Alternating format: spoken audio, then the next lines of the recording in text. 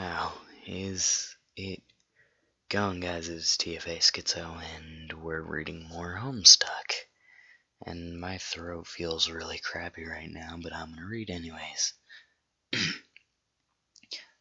So, there's a whole bunch of one-shots, I guess, and many people, ex-readers, so not sure who any of these people are except for Reader. Reader is us. So, we're beginning with Sollux. You have been friends with Sollux, captor, for a very long time. Or whatever that says. Don't feel like pronouncing it right now because I'm tired as hell. As they trolls prefer to call this relationship of yours. You both love computers and programming. Sometimes you even pull pranks on each other by sending viruses to the other computers. I'd frickin' kill them. That would piss me off so much. Usually when you visit his hive, you just take a seat on the couch, your laptop at ready, while Sollux is just minding his own business, staring at his own computer screen. Both of you enjoy the silence, which isn't awkward at all. You find it rather comfortable, actually. The sounds your keyboards make as you tap the keys in a constant, monotone rhythm makes you feel at home when you're with Sollux. The truth is, you have a little flush crush on your yes. But know for sure that he doesn't like you back. At least, not in that way. Today, you decided to invite your whatever over to your garden, back on Earth. Yes, it might seem rather cheesy thing to do, but you know Sollux doesn't mind. After all, it's a wonderful summer day. The sun is shining and the warm breeze is rustling the bright green leaves of the trees in your little sanctuary. At around 2 p.m., you hear a knock on the door and rush to it, only to be greeted by Sollux's usual annoyed face he wore whenever he was away from his beloved computer. Hey, name. What's up? He asked, walking into your house after the short hug you pulled him into. The usual. You gestured towards your laptop, which was lying neglected on your white coffee table. Both of you and Sollux let out a long, pained sigh.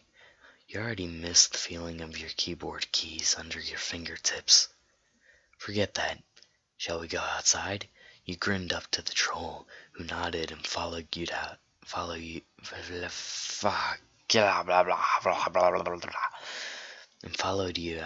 Out. Oh my god, I can't friggin' read right now. Down the narrow path which led to the garden. He leaped over the low white fence and breathed in the sweet scent of colorful flowers, then dragged Sollux over to the wooden bench placed beneath the old willow tree. He kept rambling about how he can walk very well by himself, but you didn't want to let go of his hand just yet. It felt warm and soft, melting perfectly into your own. A light blush made its way into your cheeks, but you ignored it. Picked up a small yellow flower and gave it to Sollux, who smiled. Hey, stop it. No, stop popping up on the screen, please.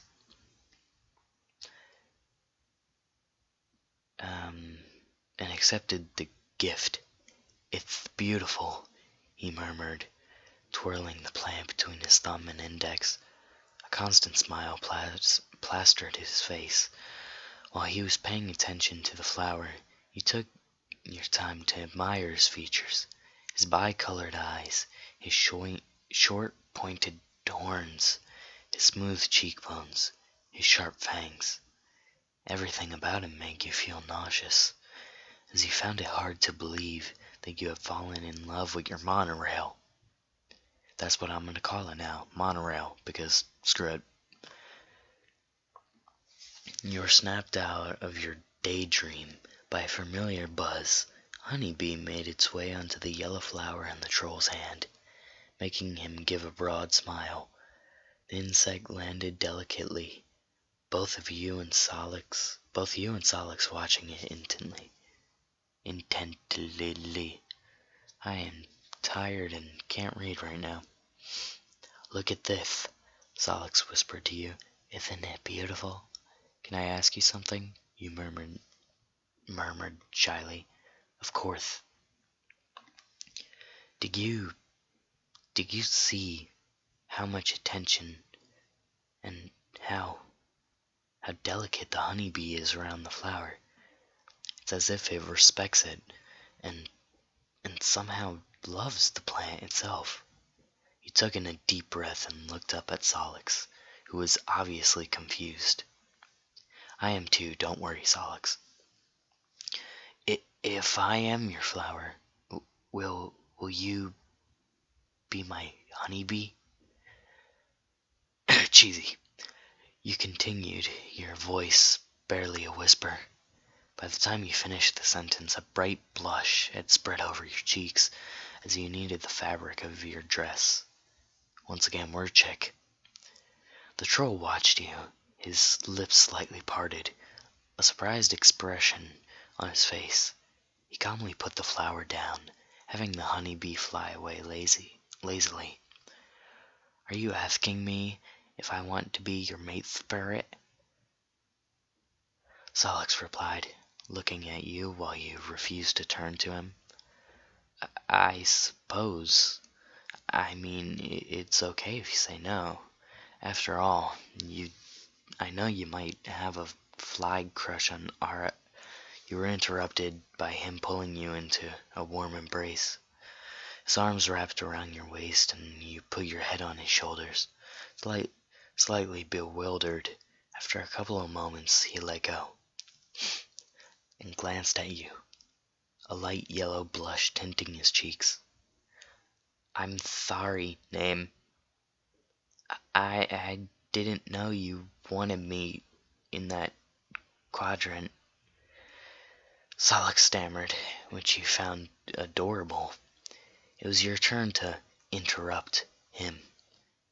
You leaped up on him and planted your lips onto his, making him squeal in surprise. After a few moments of hesitation, he accepted this sudden form of affection, smiling into the kiss. It wasn't long until you had to break for air, being a blushing mess by then. You stared into Sollux's eyes, unblinking. His glasses were a bit crooked, and you chuckled, arranging them. Sorry, you murmured. Don't be. So, mate spirits? Mate spirits, he chuckled and pecked your nose.